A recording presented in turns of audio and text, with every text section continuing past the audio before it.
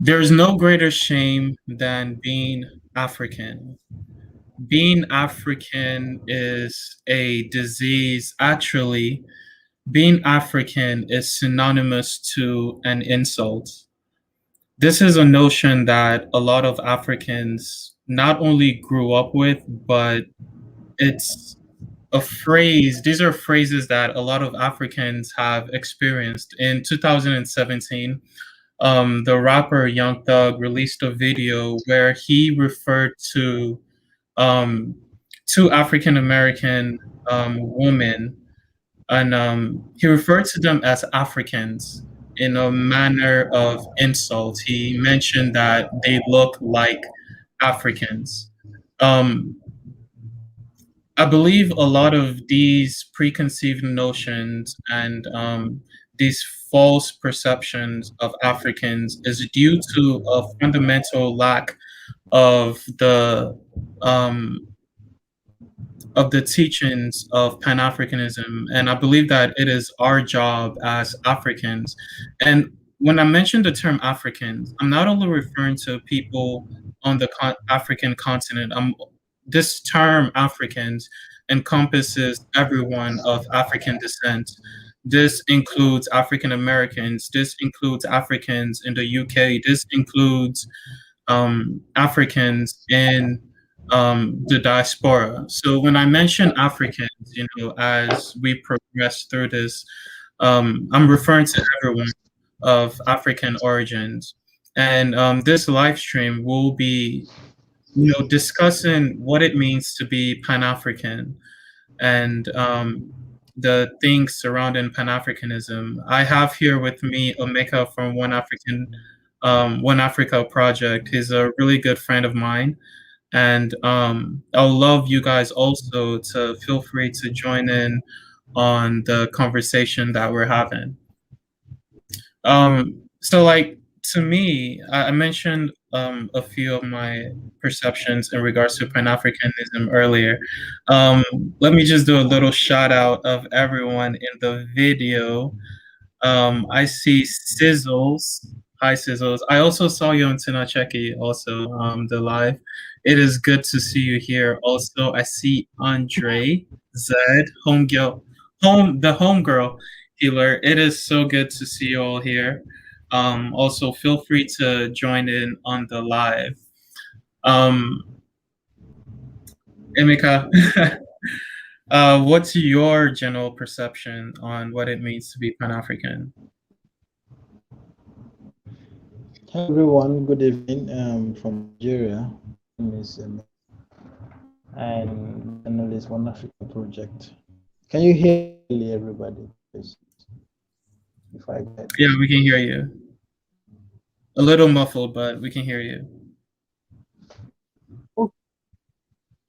okay. The idea of Pan-Africanism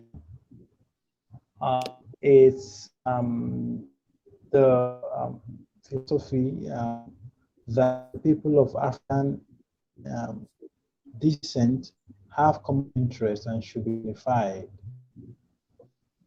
Now, when we're talking about Pan-Africanism, we're not talking about just Africans on the continent. We're talking about both Africans on the continent and Africans in the diaspora. That's why it is defined as the people of African descent. So wherever you are, as long as you can enter your veins in the world, Africanism concerns you. So the idea is basically being your keeper. It says the people of African region all over the world should unite for a common goal. Now, the idea of Pan-Africanism was born out of during the era of slavery and colonization. So the people of Africa came together to unite against forces. So that was how the idea of Pan-Africanism was born in the mid 19th centuries. Yes. So there's something there's an important I want to correct here. I've seen a lot of comments from Africans saying that before our land was invaded by Arabs and Europeans, that Africa was just this one big united place and people were doing things, in unity. I want to say that that's not true. That is not true at all. Yeah, yeah, definitely. Africa has never been one big united entity, working towards a common goal.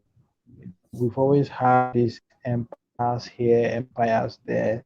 We've always been divided by culture, tribe. Uh, but the kind of division that we had then wasn't the one we have now with artificial borders created by the Europeans. So the idea that Africa to be one nation before it was invaded not true because Africa was the united entity, then it would be impossible for Africa to be invaded in the first place because it would have been a united front against the colonizers. So it was because we were divided, we were into empires. So we just had our own empires in different places, minding our businesses. So that was why we were able to invaded in the first place. The idea of Africanism was part of um, um, wanting to unite Africans in different parts of the world so that we can form a united front against any external aggression. Yes, that was why Pan-Africanism was formed, and that's just the basic idea behind Pan-Africanism. You know, Emeka, I'm really glad that you mentioned of how Africa wasn't really united because that's a common misconception that a lot of people had. Um, you know, at the time, there was really no need to be united like we are today. So today, even in recent history, we've had like things like the Black Panther movement. There was a need to unite. We have the Black Lives Matter movement. There's a need to unite. At the time, there was really no need to unite in any way. It At the time it was pretty much the equivalent. It was pretty much the equivalent of, you know, in Europe where there's the French, where there's um the Spain, right? Where there's Spain, there's Portugal. Um, we also had our own individual empires, and I feel like we right now should learn from the mistakes that our ancestors made because the one of the major reasons why the entire Africa was able to be colonized is because we weren't unified. You know, we're divided along even the lines of communication. It was, you know, due to the communication barrier that a lot of, you know, African countries presently experience. That was the big reason why, you know, a lot of us were divided at the time. Like in Nigeria alone, you know, there are over 1,000 different languages and dialects in just Nigeria alone. So, you know, we were several different empires. We weren't just one single people. And through that, we're able to be divided, right? We're divided, and it made it really simple for each individual kingdom to be conquered relatively easy. Um, One of the notions to me of what it means to be Pan-African is reshaping your mind and changing your paradigm. There are a lot of things that we need to unlearn that we have been taught. I've mentioned in the past of how everything that I know today, everything that I've mentioned in my video, not one thing, you know, I was taught in schools. So we can't, of course, depend on our educational system in order to um, In order to actually be Pan-African, right? Pan-African, of course, being having that one motive of putting Africa first, Africa in front of your ethnic group, right? African first, and pretty much every other thing else comes second. Um, being Pan-African means taking pride in our identity, our heritage, and everything that it means to be African. Um, and I mentioned about like unlearning a lot of things. There are a lot of subconscious things here and there that we need to unlearn. Like for example, I've seen um a lot of African, well, for those who don't know, I'm currently in the United States. I've seen a lot of African Americans mentioning of how they have no ties to Africa, that, whatever ties that they had has since been broken due to their ancestors selling them into slavery. And, that's another really big hurdle of something that a lot of us need to unlearn. A lot of people are not aware of the battles that took place, to sustain Africa. There are a lot of um, misinformation as to the things that happened, during the course of colonization and slavery, and Africans being taken from Africa to various places in the diaspora. It's uh, w- um, that misconception, of course, arises due to mentioning that Africans sold other Africans into slavery. I'm not trying to say that that didn't happen, but there is a lot that goes into it. There's a lot of context that goes into it. We need to mention the battles that were fought. We need to so, for example, if I'm not mistaken, I believe it's Kano, the king of Kano at the time. I'll need to find the exact quote of, the exact things that he said, but he mentioned of how, um, actually, I have it on my computer here, if I can find it. It's a really interesting quote. He mentioned of how, he didn't want anything to do with the colonizers. I know I have it written. My notes are really jumbled and all over the place. Well, so he mentions, I can't find it currently, but he mentions of how, well, he says that he tells, at the time, the United Kingdom, he tells them of how, like, him and his kingdom wants nothing to do with you. Like, between us, only war will prevail. Um, in terms of like colonization, we need to mention of the battles that take place where thousands, up to 20,000 of our people, were killed in these battles. We need to mention of how guns revolutionized the whole concept of war, right? And just dealing with each African kingdom one by one, we're really weakened at that stage, and that is something that we need to learn from. um, I don't know if you have anything to add to that, Emeka. That was just my little 2 cents. Yeah. My network is really messed up. I could hardly hear you. Can you hear Uh, me? yeah, there's a little static, if I can call it that, going on. I see here in the comments. I I think I won't. shout and try to reconnect. Okay, yeah, I understand.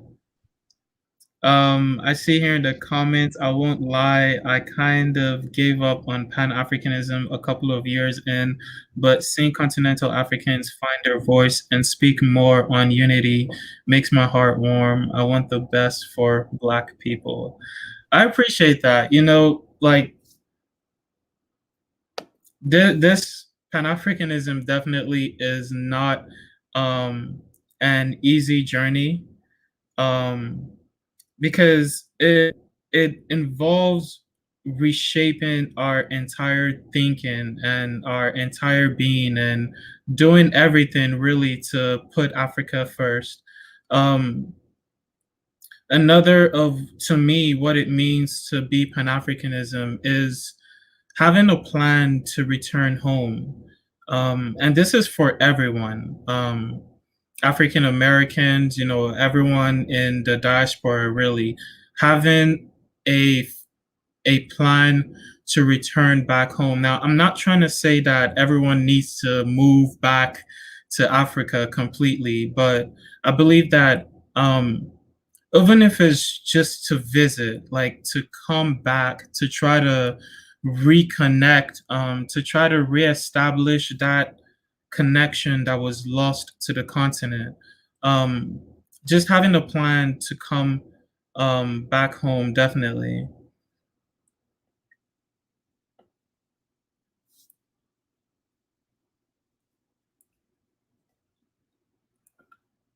Hi, Mecca, can you hear me? Now,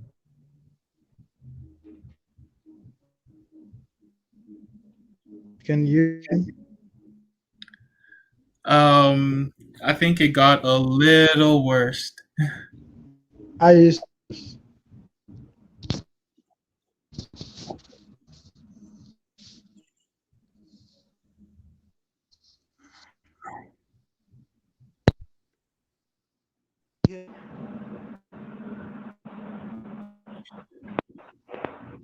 I see a comment here. Our people need to be educated about African history. The enslavers would take our ancestors, and if the African kings would not give them up, they will take the king's relatives. You know, yeah, there's so much that took place during the period of colonization, and that is one aspect of our history that everyone needs to be aware of. um we need to be aware of the battles that took place and how guns really revolutionized the whole concept of war, and it really wasn't something that Africa was prepared for. um we need to talk about the battles in which 20,000 um, Africans died, and not one single person died in on the side of Europe, right? During the colonization process, machine guns definitely revolutionized the concept of war.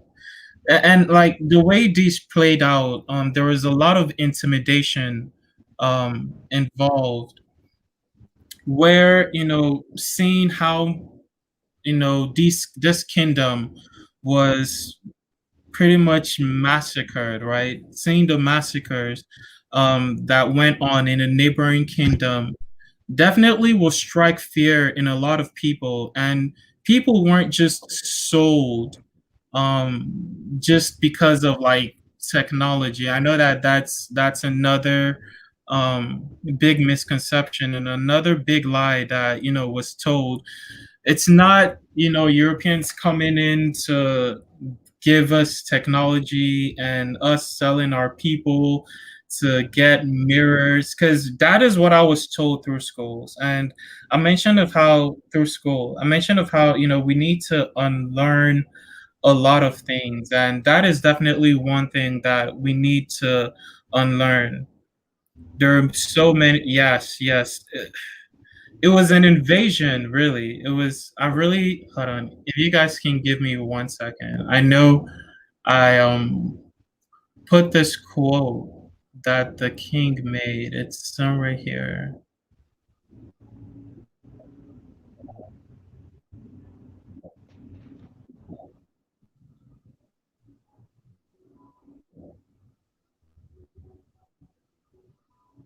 Okay, I found it. Here it is.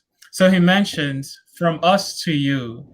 I have no consent that anyone from you should ever dwell with us.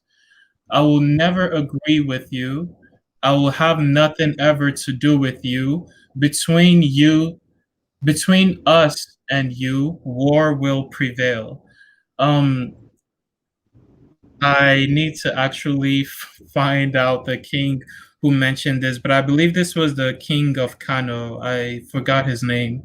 Um, but like, us being aware of how these events took place will definitely annihilate a lot of the misconceptions in regards to not only African history, but it also would help to facilitate and to bridge the gap between Africans, right, on the continent and African Americans here in America, because oftentimes, I've been told of how, our ancestors sold us into slavery and we pretty much want nothing to do with the continent, but we're all Africans. We're all the same people at the end of the day. Oh, okay. Can you hear me now? Yeah, yes, I can hear you. It's a little better.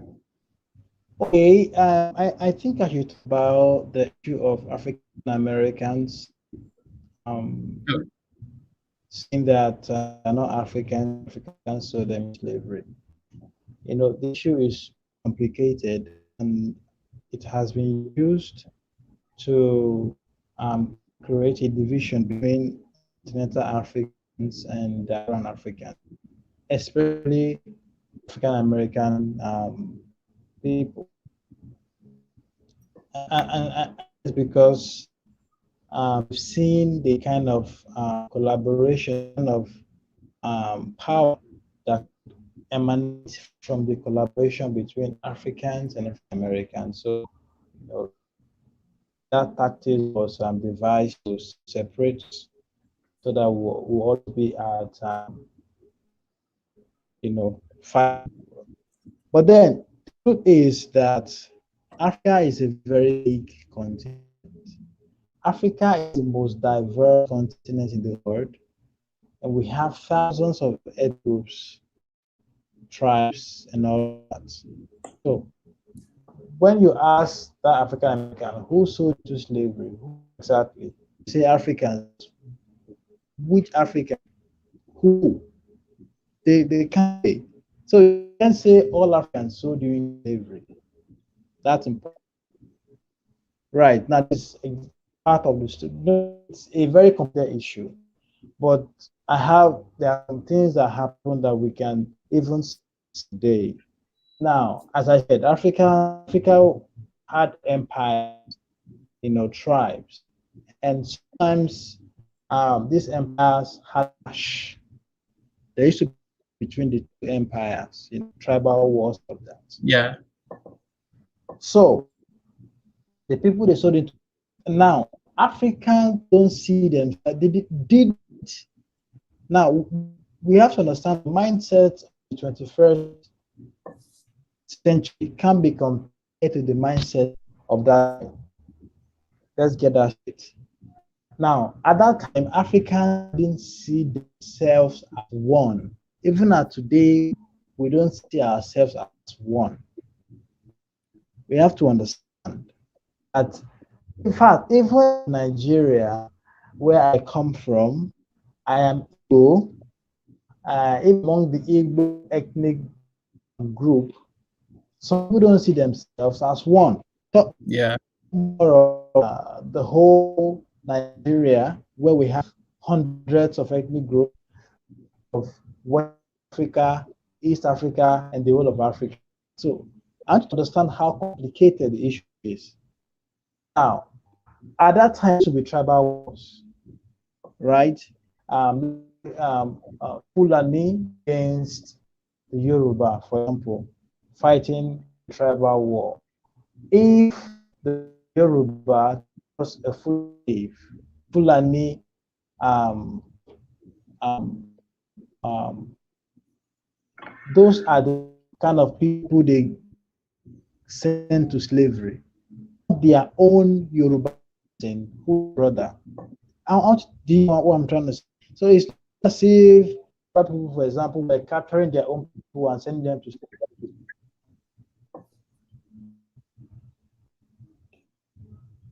Do you get my point? Sorry, Mecca, you went a little off there.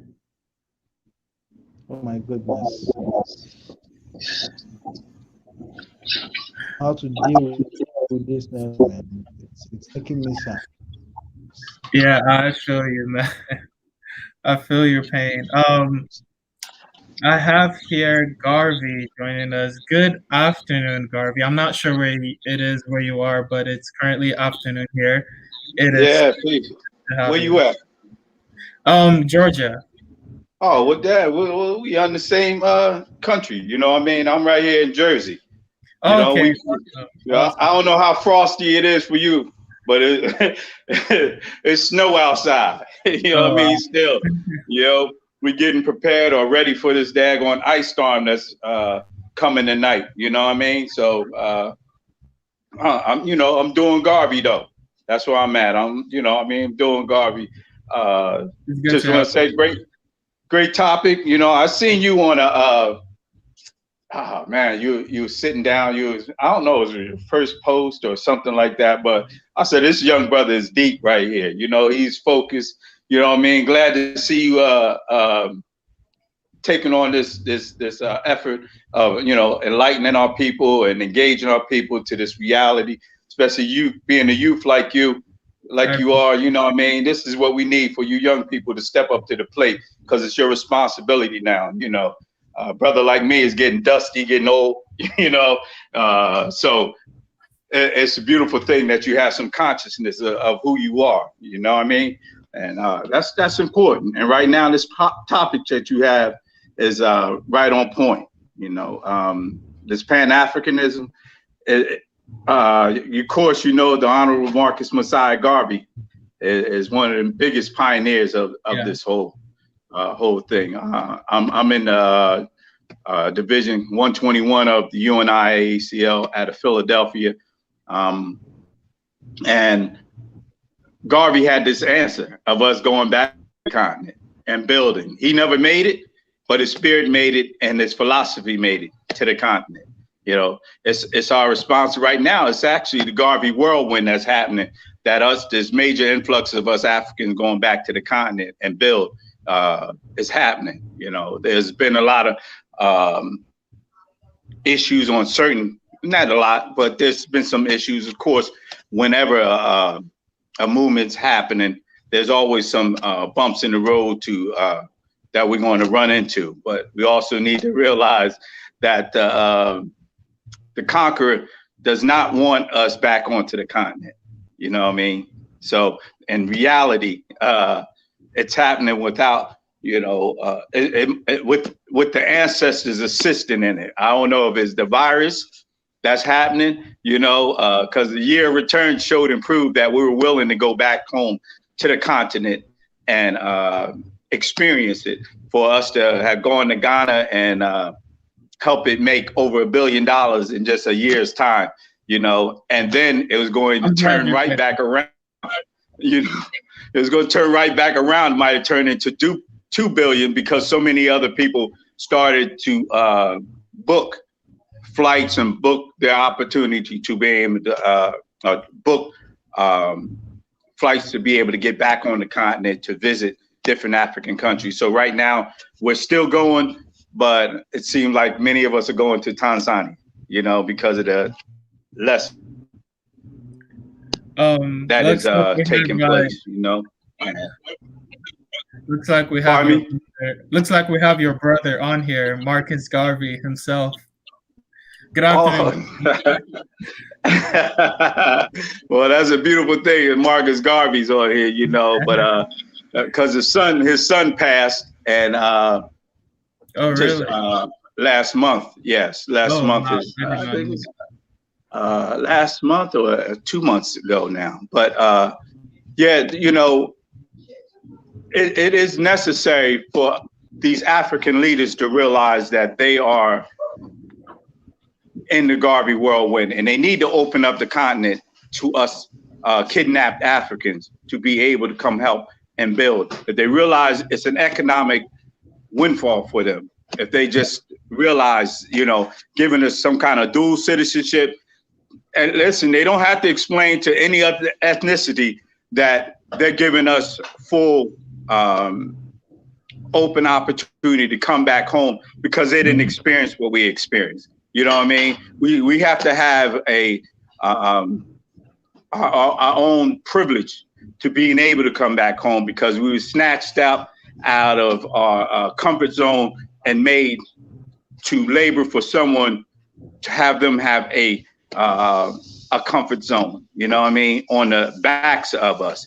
So now the fact that we have the wealth, able to build onto the continent, we need to be given some kind of opportunity.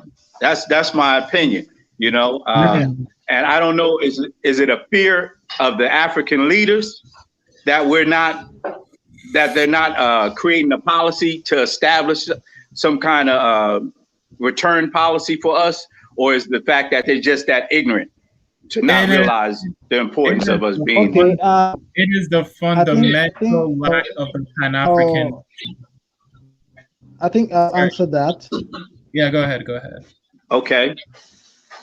Well, the reason why they are not in such a policy to help African Americans, other Africans in different parts of the world return home is because we have people who are sleeping in power. They are not conscious to know what they're doing. In fact, almost everybody in seat of power on the African continent is a puppet.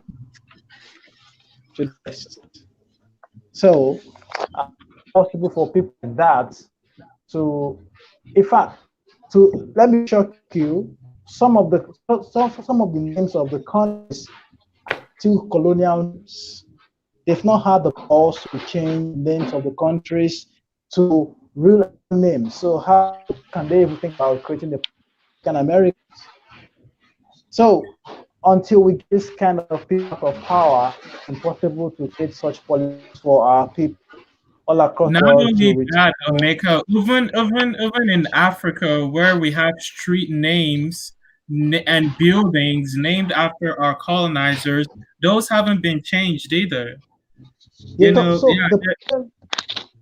really deep. It's really deep, and that's why conversations like this need to come so that we the young can talk about it more, because I think Africans, they've normalized stuff like this. In Nigeria, we have Victoria Island named after Victoria. Why is a colonizer? Doesn't make any sense. In Tanzania, we have Lake Victoria. It doesn't make any sense. Are you in Tanzania? Are you in Tanzania? No, in Nigeria. Oh, okay. So, peace, brother.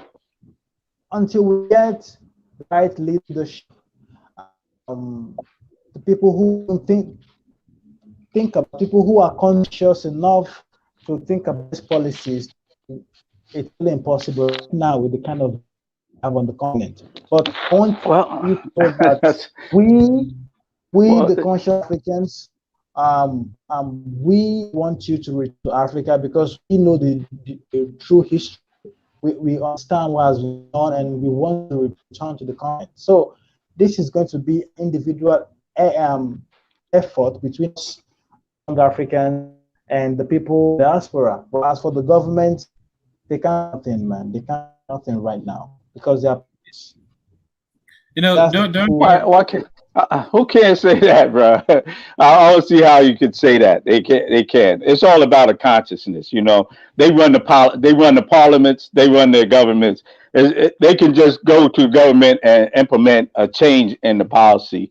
That's based on them. They can be enlightened by just these kind of conversations coming online. I know some of them are doing some kind of social media. Some of them got to be going through some kind of YouTube watching. It just can't be as active as in this bubble that they're not seeing any of this activity of us Africans speaking on the subject matter, especially concerning uh, some other foreign people running the country. You know what I mean? They got to have some kind of shame or understanding that they have a responsibility to start changing these colonial thoughts and colonial practices. You know, when is it that they're going to be awakened? They got to be awakened by the subject matters that we're bringing up. Don't Garvey. Well, So my response to your question in regards to why aren't our leaders doing anything to facilitate and to also create a conducive environment for those in the diaspora to come back? And in my opinion, that's from a fundamental lack of this Pan-Africanism notion. Like in Africa today, I don't know of any African leader who has that burden, who carries that burden of this Pan African notion. They hold more to whatever ethnic group that they're from and, their country. So, their religion. the core of what it means to be Pan African is to put Africa first. That means if there is a war going on in Congo, I expect every single African country on the planet to be in Congo. If there is conflict I going agree on with that. in Nigeria, I expect every single African country to be in Nigeria. Exactly what is the job of the African Union? The Selling African out. Union, they have the African Union has not done anything consequential for the African continent. I heard about the free trade agreement, and I didn't do any research on it. I know that I definitely should, but I didn't put much effort into it because I was disappointed. I'm very disappointed in the African Union because they have done nothing for Africa, absolutely nothing.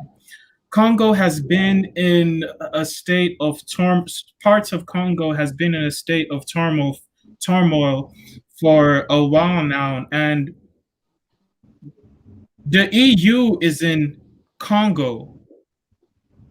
The African Union, I don't even know if they've only stepped foot in Congo. It is our job to be our own keeper, and there isn't that sense of what it means to be Pan-African in these leaders. Hence, they have no bearing Compromise, brother.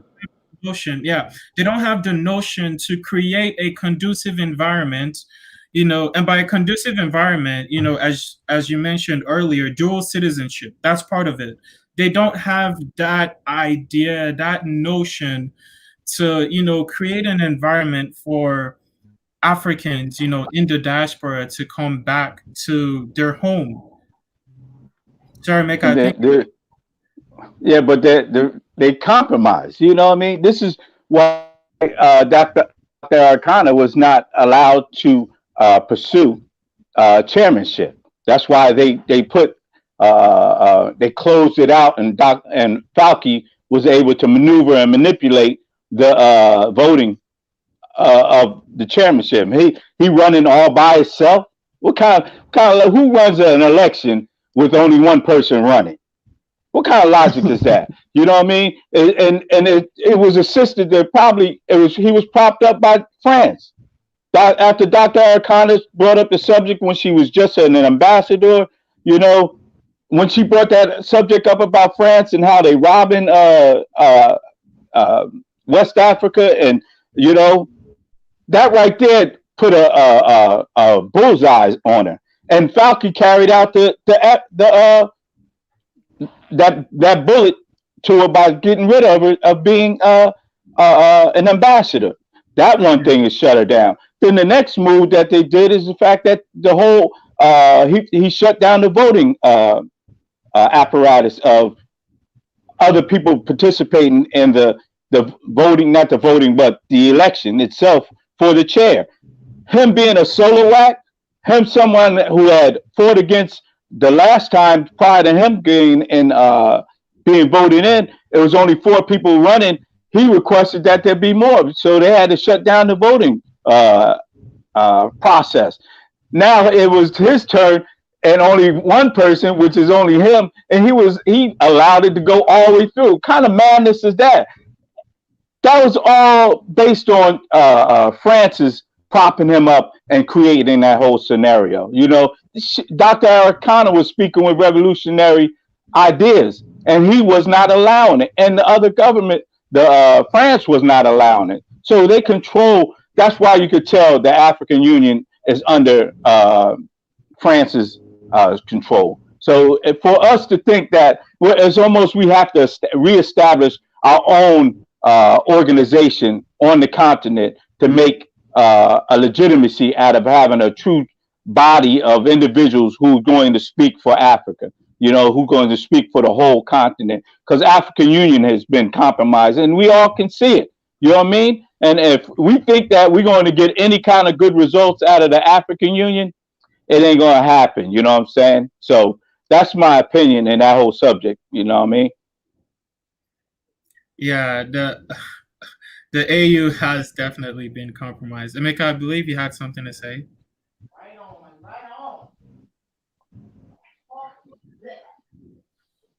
So in support of what Emeka mentioned earlier in regards to, you know, African leaders being puppets, a good friend of mine, Monye, the title of his YouTube channel is My Dear Africa. You guys should definitely check him out. In one of his videos, he mentions of one of the manipulation processes of the African continent. He mentions of he talks about this through the notion of foreign aid, where we see in where we see a lot of countries, you know, offering foreign aid to Africa in exchange for certain favors, and when Africa refuses to offer those services or whatever it is that, you know, these other countries want, they will withhold this quote unquote foreign aid to these corrupt African governments. Look at the situation in Tanzania. You know what I mean? Where President Magufuli has refused to administer the vaccine to his people, and was granted some money from the EU to combat COVID. You know, they didn't tell him that his people had to take the vaccine. They just gave him dollars to create the spread of the COVID virus. You know what I mean? They didn't put a stipulations in there for him to have to have his people being administered vaccine. You know, they try to dictate to him how to apply those dollars. He applied it one way: hand washing, you know, advertising about how to avoid this situation. Now the EU wants to come at him because of the fact that he said he don't want to administer the vaccine and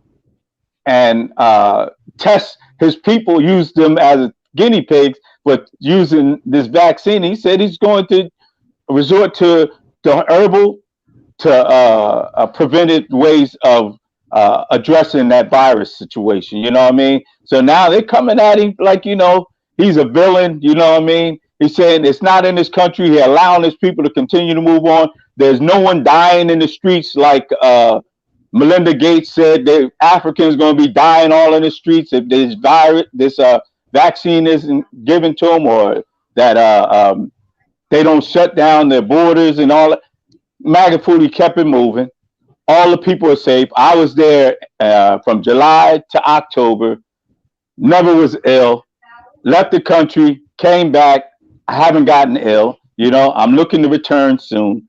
And I'm going to keep it moving. You know, he's one of the trusted leaderships on the continent right now because of the fact that he showed and proved that his people don't have to be shut down. The economy didn't have to be shut down for them to be safe during this COVID epic pandemic, or whatever they want to call it. You know, because of the fact that it's showing, proven his people haven't stopped their process and stopped their activities, and the people aren't dying like that.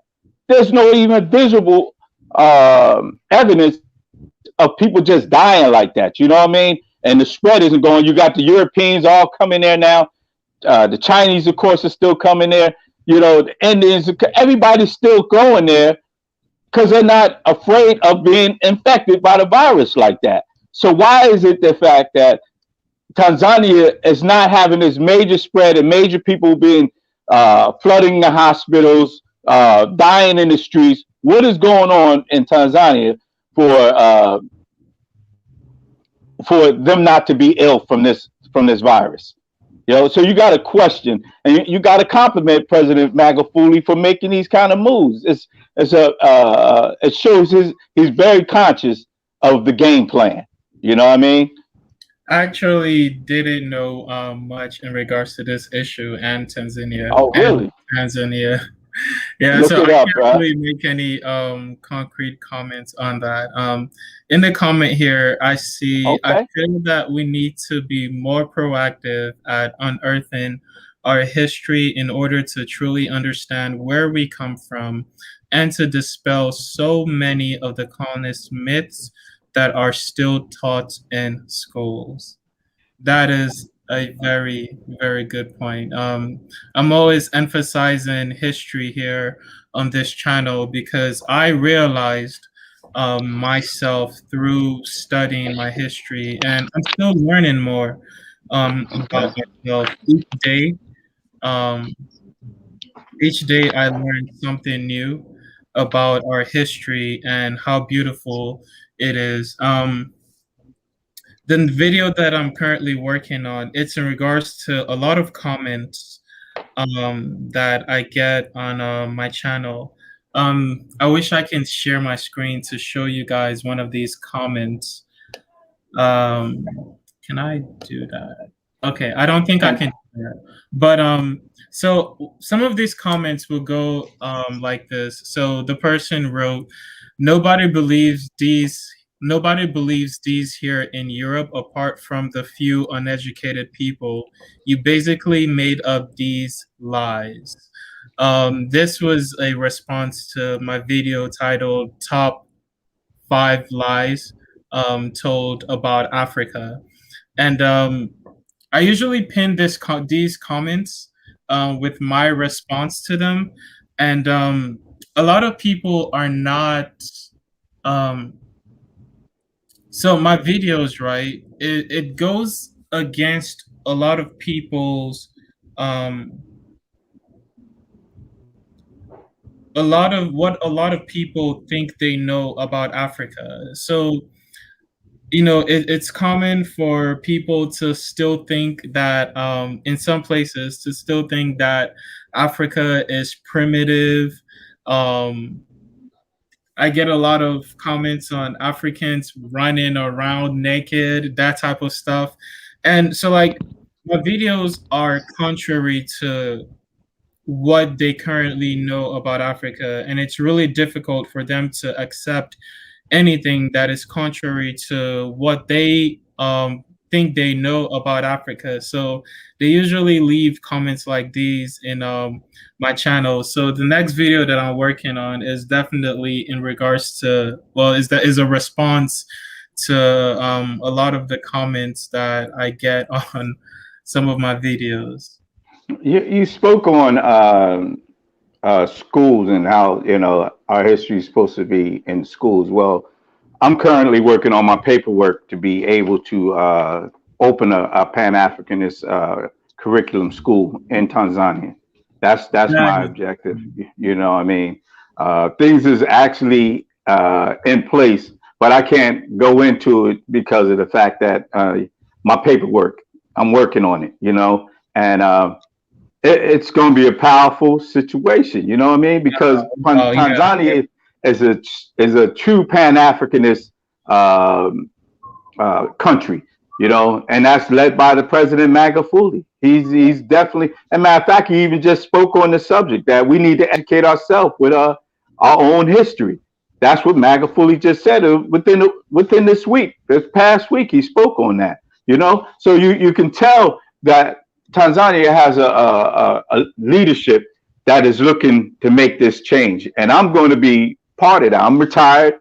I've been going back and forth to Tanzania for the past set. What was been 7 times I've been there. It's been 2.5 years. You know, so there's land is already available to me. There's paperwork in place for this activity to happen. It's just more time that for this to be executed, and that time is going to take for me to be on the continent, which is happening soon. And you will see that on Garvey TV soon. You know, and young brothers like you are welcome. If you're an educator, you're For gonna be sure, welcome. man, for sure.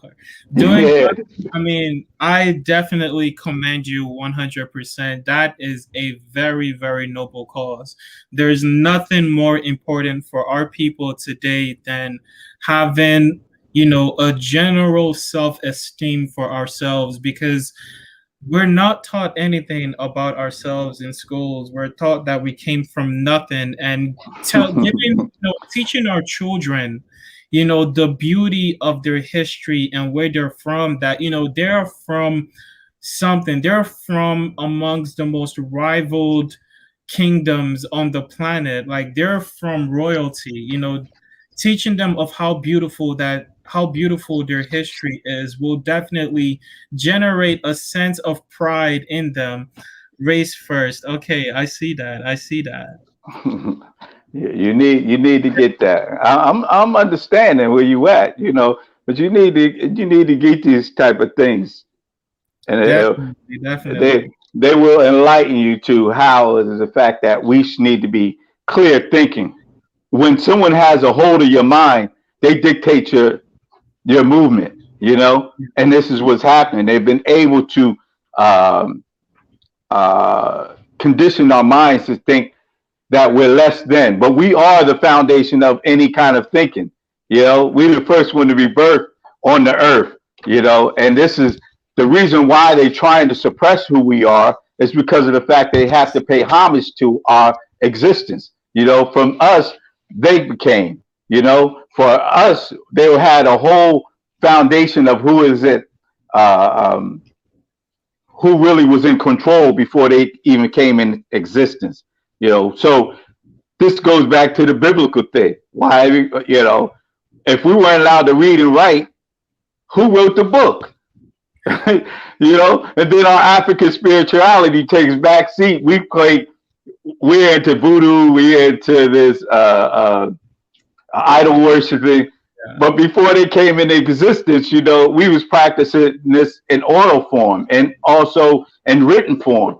But they knew the fact that they had to suppress this information for them to continue to be the superior so-called beings. And by, like you was talking about earlier, they came with the gunpowder that made us submissive because they were able to conquer us because we weren't that evil to create something of that kind of power to be able to take over people. You know what I mean? Because we was a people of be peace and relatable people, but they came into seeing they became jealous over the fact that how are these dark people able to live so comfortably and have so much knowledge? We need to take that away from them. And so they they came up with the gunpowder, came up with this instrument called the gun and the cannon, and was able to destroy us from there. Then we have people within our own race and nationality to compromise us by joining forces with the conqueror,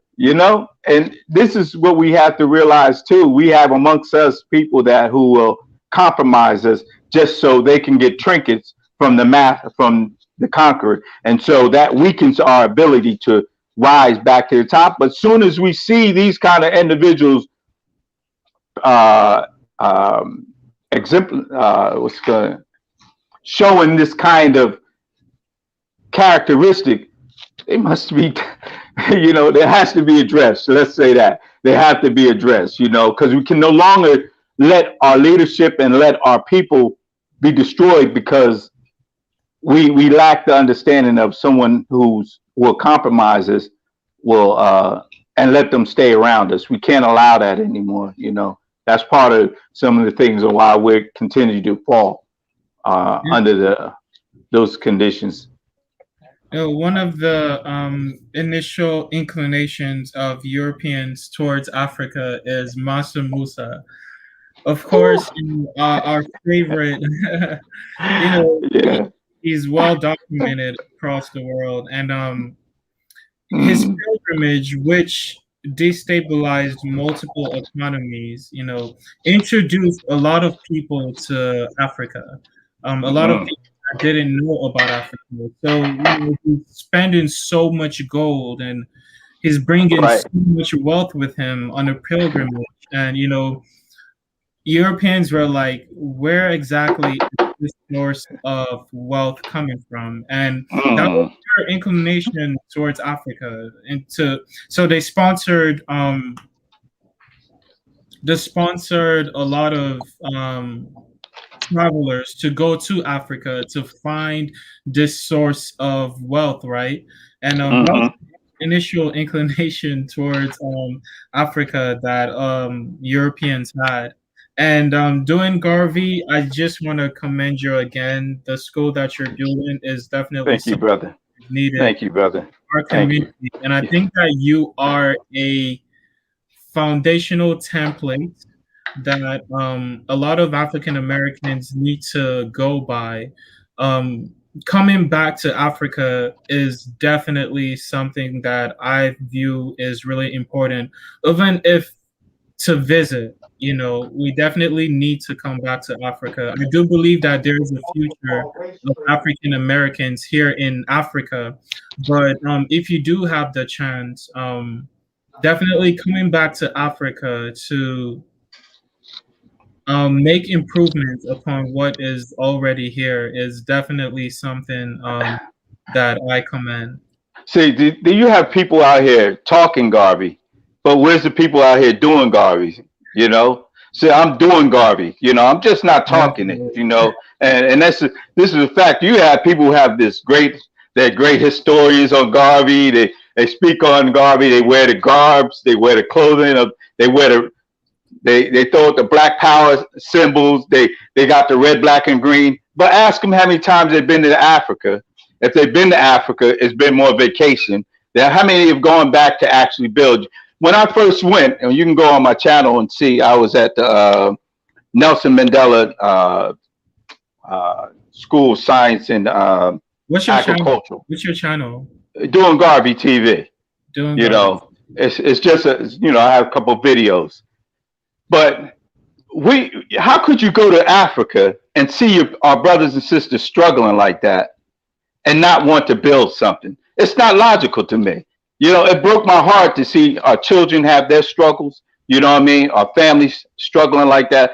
When you have the finances to do something, you know, uh, and building a school is so cheap. And the regulations are so limited. It's nothing. All it takes is the effort to really want to do that. You know, even to finance a street vendor, it's so easy to just give them, some seed money just to go ahead and start activities on, a food cart.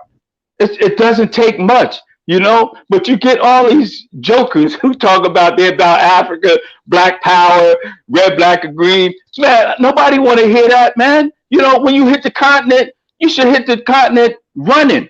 You know what I'm saying? Because I'm retired. I'm able to use those retirement dollars to help and assist.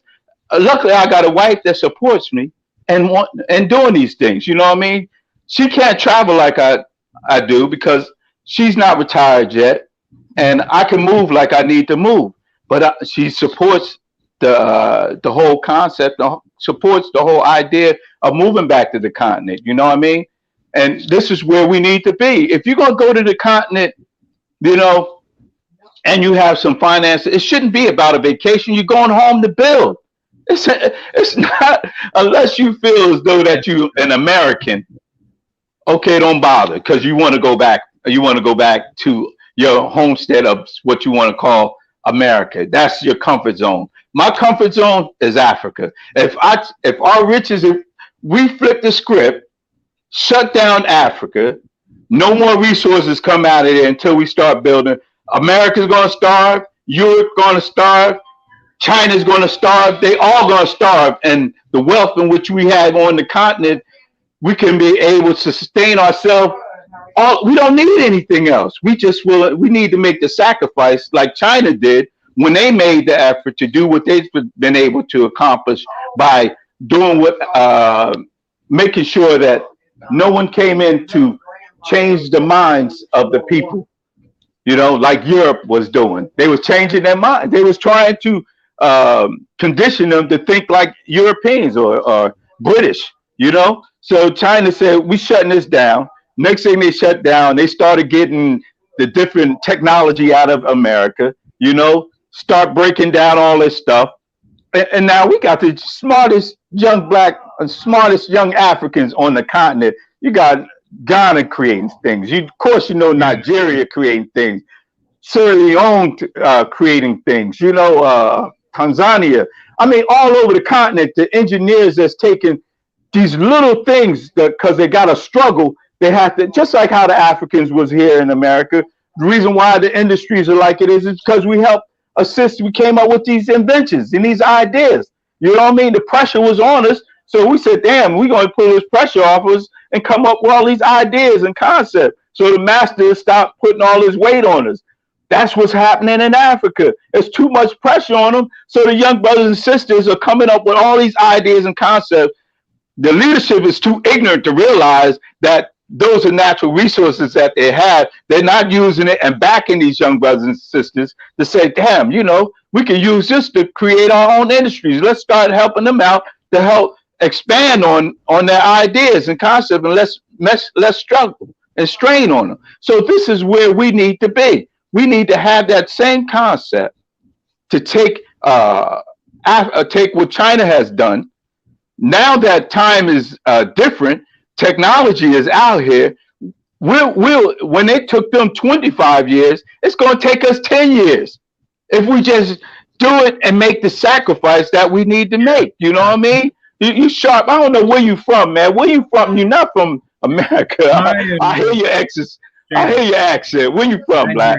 Nigeria. Man, listen. You ain't no joke. You got the you ain't no joke. Your history is I mean, of course you might be my 6th, 7th, 8th cousin or something, you know what I mean? Who knows? I see the nose too. The nose exposes you, bro. Well, thank you so much. Thank you. Yeah, brother. It's just a blessing. Everyone in the comments, feel free to press that thumbs up button. That definitely helps out a lot. That's please. My goal was to keep the live stream. Yeah, I can hear you. Go ahead. If you want me to click off, brother, I'll come off and leave and just watch, man. Okay. All right, Black. Be safe. Thank Peace. you so much. Have a good one. Thank you, fam. Peace. Hey, I've been enjoying the conversation between you and Garvey TV, man. That's awesome. Seeing African Americans coming back to Africa to do a lot of stuff, and not just coming on vacation, like you said, but coming to actually do stuff. That is very. I know it is not their responsibility. No. It is not. But in the spirit of Africanism, which is looking out for your fellow African brother, wherever they are, I think that's the same spirit that Doing Garvey TV has, and that is why it even has the mindset of contribute something on the African continent, and it's really commendable, and I love it. I think I'm responding to something you said earlier about African Americans, talking about African, the issue between us. But I want them to remember that even Pan-Africanism itself was started by an African American. They came up with the idea of Pan-Africanism, so that they could return to Africa. So they came up with the idea actually, and yes. So I want my brothers in the diaspora to understand that a lot of us on the continent are actually yearning for this unity, because we know the power and unity. We know what the alliance between African people all around the world can bring. We know what alliance can bring to Africa. And until Africa is respected, an African person will never be respected anywhere they are in the world. If Facts. Yeah. Africa becomes a superpower, a world power, anywhere you are as an African, you will gain that respect. So it is our, because Africa is, where you find the most black people in the world. So it's logical to help Africa grow so that when Africa gains respect, you will also gain respect. Years ago, a Chinese man was treated with scorn, but today, because their country has changed, Chinese people are treated with respect. So it's the same we can do for Africa. So the idea of Pan-Africanism is simply letting go of your religious beliefs, letting go of your tribal affiliations, and seeing the fellow African guy, African person, as a brother. Being your brother's keeper. That's a simple way to put in what Pan-Africanism means. Being your brother's keeper. When something is happening in Cameroon, don't say because I'm Nigerian, it doesn't concern me. Yeah. You have to show concern. When Tanzania is on fire, like we saw in Uganda recently, many Africans don't even care about Uganda. If I go on the street today to go ask questions, what's happening in Uganda, many people don't even know. That's true. That's And this true. is where our problem lies. We have to form a united front against external aggression. When Patrice Lumumba was fighting alone as in Congo as the first Congo Prime Minister, he fought alone, and that was why he was defeated. Yeah. Other Very African true. countries didn't support. He fought alone and he was assassinated, and today Congo is still in crisis. Thomas Sankara fought alone. So we have to realize that our strength is in our number. And that is the essence, that is the idea of Pan-Africanism.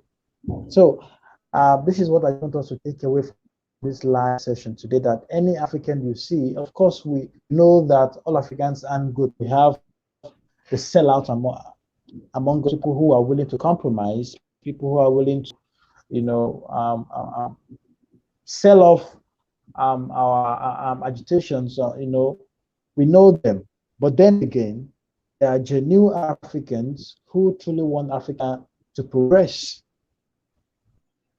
They're out there. So please, wherever you see your African brother, treat them first like a brother. Then whatever comes out of it, you can now treat the person based on the content of their character. So that is just the idea of Pan-Africanism. And people have said that Pan-Africanism is like a pipe dream.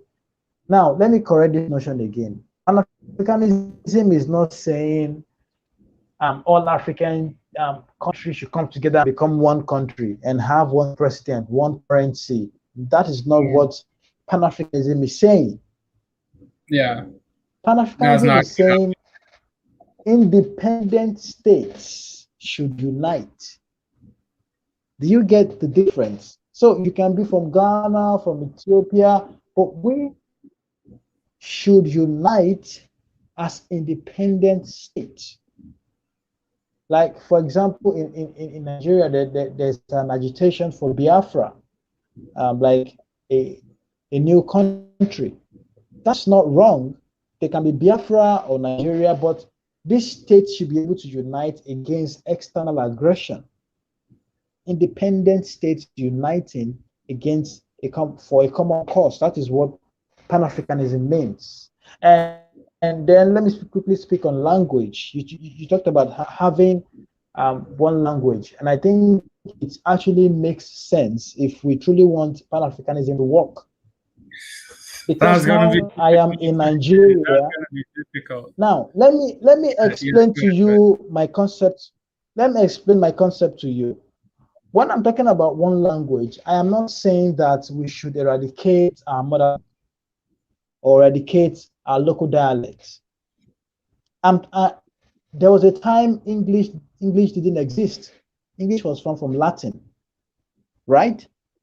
Mhm. So now what we can do is take popular languages from different African countries and form a language. We have linguists. I don't know that they are there, professors. They should come up with this now. What will happen is that this language will be taught in school the way we were taught English, French, Spanish, and what have you. They'll be taught in school, then we can still have our local dialects, but we should have a central language that will be taught in school, just like English, so that anywhere you see your African brother, you can relate. You see, I was in That Dubai, way we can have and when I conversations see with an our African brother, Cameroonian brothers. Yeah, they speak Arabic, they speak French. We can't actually communicate. And we should understand there is power in language. If there was no power in language, the British wouldn't force English on us. The French wouldn't force French on the Francophone countries. Like if I take a flight from Nigeria to Cameroon, they speak French. My English becomes useless, yeah. and we can't actually make a conversation.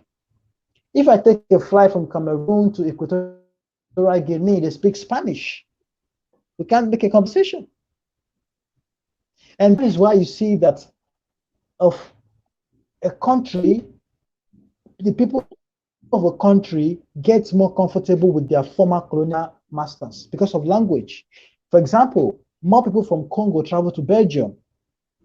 Yeah, Do you know why? The language.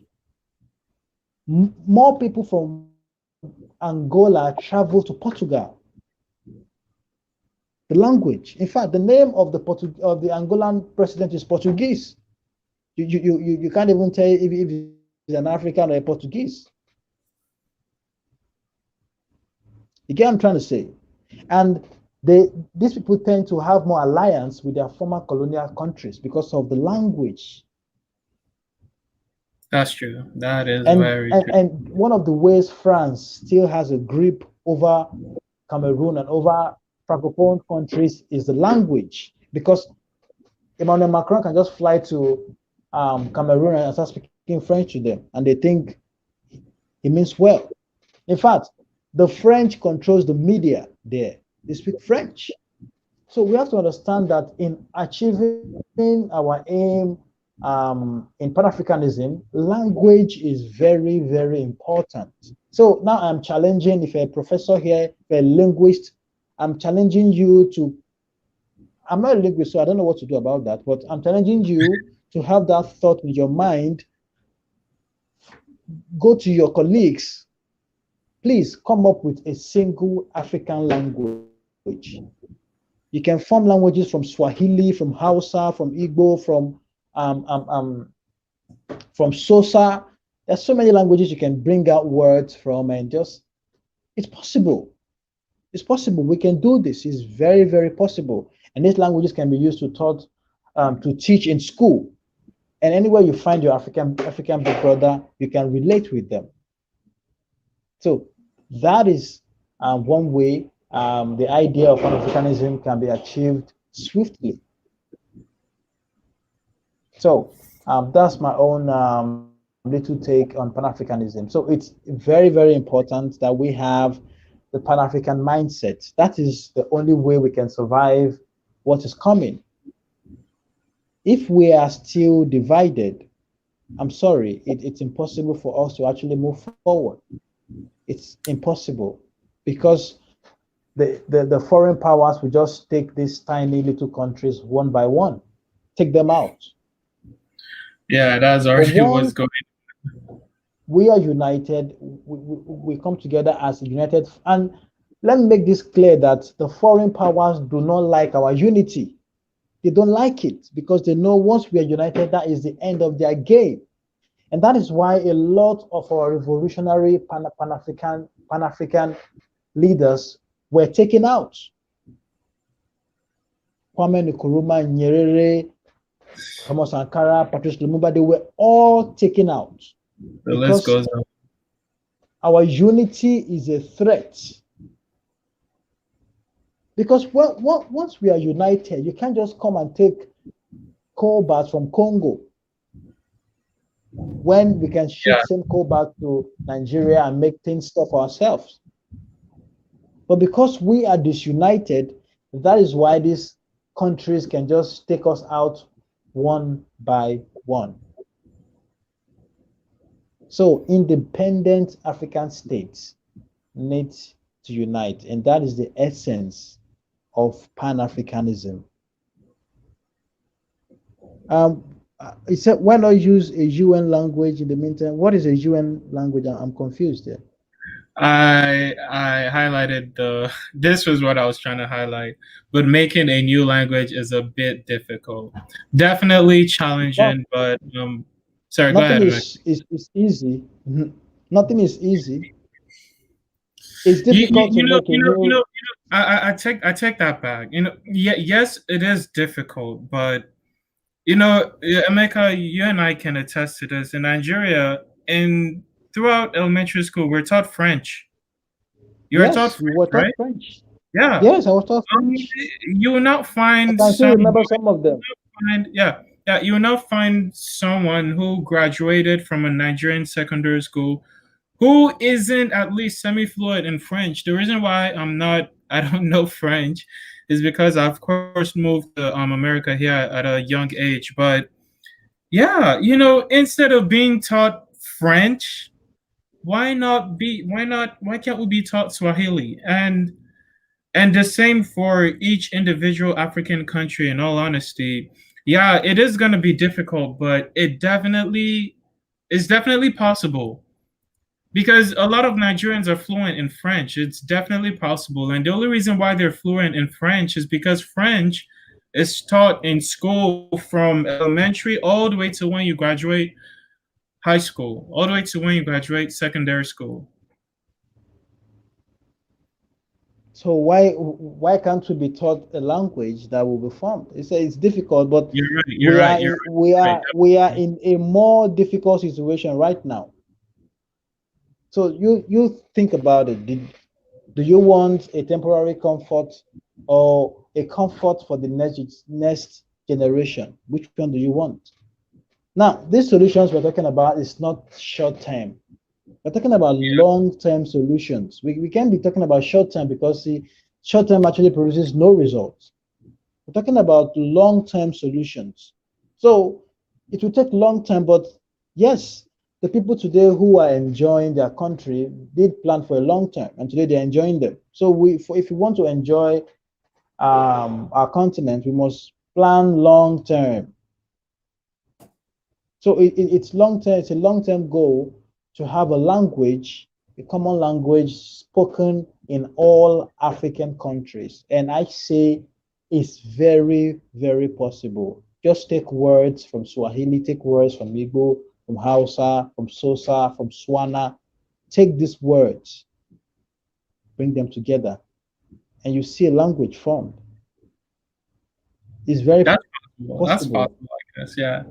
But I definitely go so for Swahili. I think Swahili is it's the most spoken.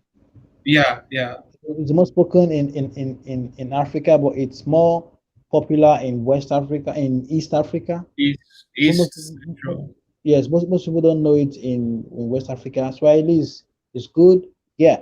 So we can do it. It's very, very possible.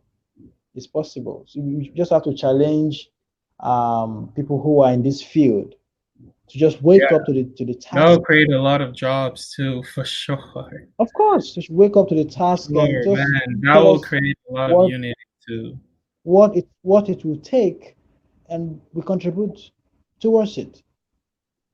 That's it. It's possible. So language is powerful. We must understand that. History is also powerful. I think I was discussing with Akin yesterday.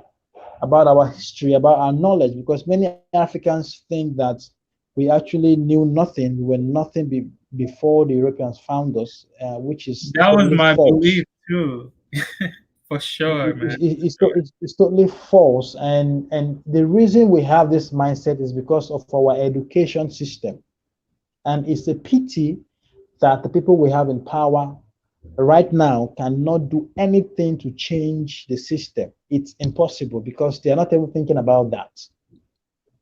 So I'm happy for people like um, um, um, Garvey TV, who is trying to set up a school in Tanzania, a Pan-African school, where we will be taught our real history. You know, there's a connection between people's history and their racial esteem.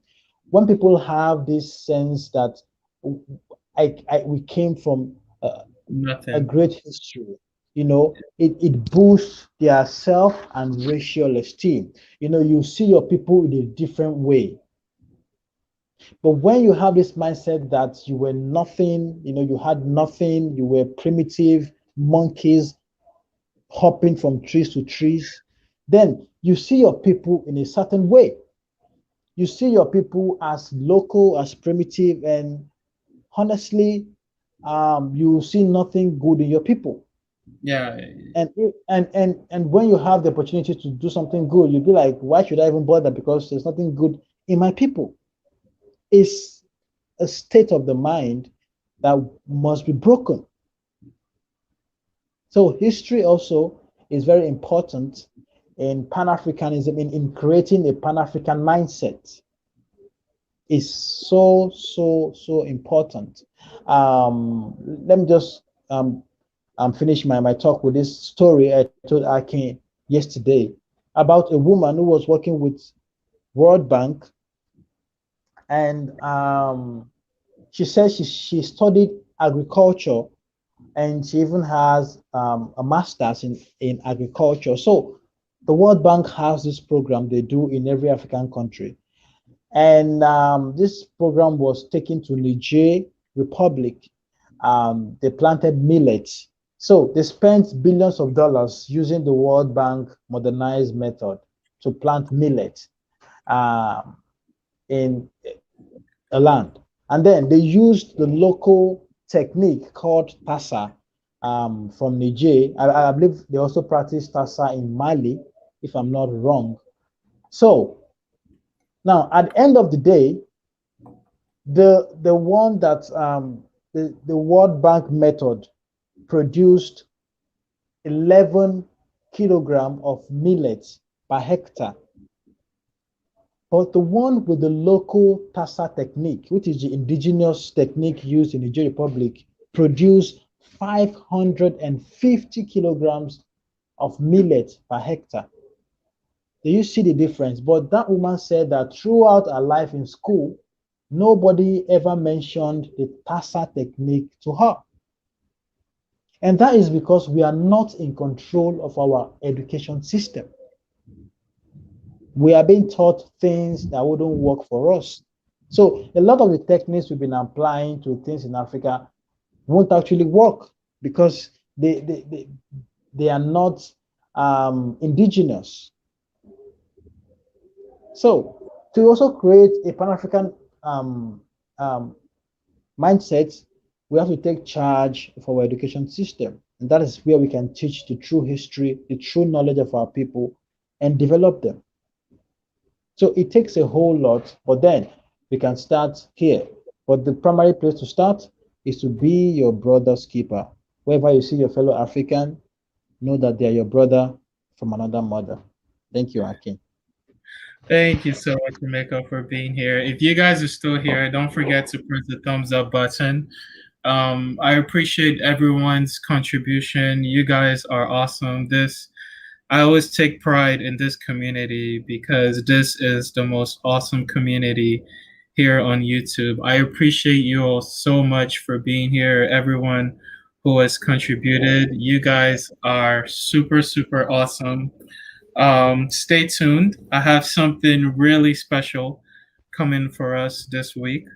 And also don't forget to, after this, head over to One Africa Project, which is Emeka's channel. Definitely check out his channel out. Subscribe to him, show him some love. Emeka creates very, very awesome content. I've learned so much from him.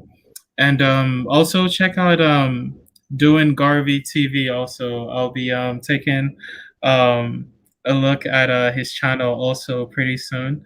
Once again, thank you all so much for being here. Um, have a wonderful evening, afternoon, or morning, wherever you are.